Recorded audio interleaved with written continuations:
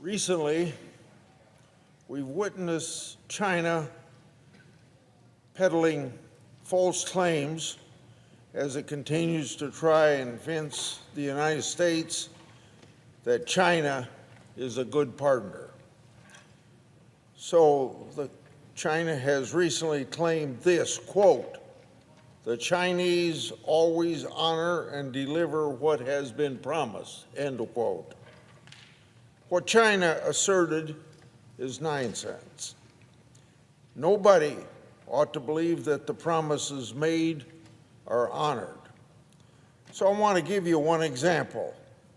Inter-country adoptions.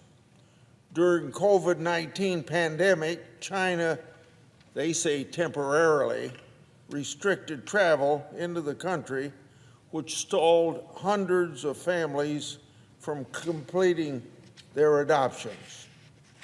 Today, the families I mentioned continue to be separated from their adoptive child in China, or are learning that the child they have been matched with for many years has been rematched with a different family in China.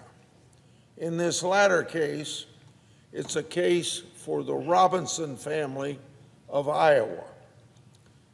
Does that sound like China always honors and delivers what it promises?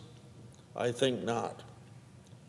In September of last year, I wrote the Chinese ambassador to the United States outlining my concerns about China's termination of its inter-country adoption program and urged China to not go back on its promises, but instead allow for matched adoptions to finally be completed.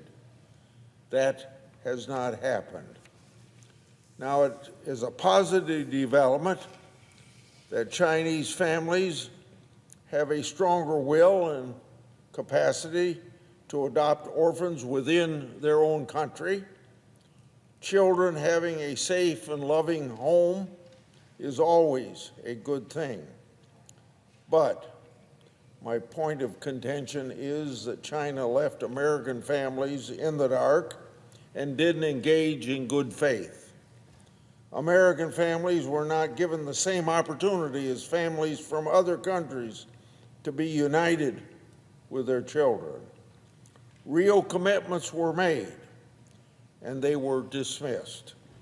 This brought disruption to families and needlessly left children orphaned.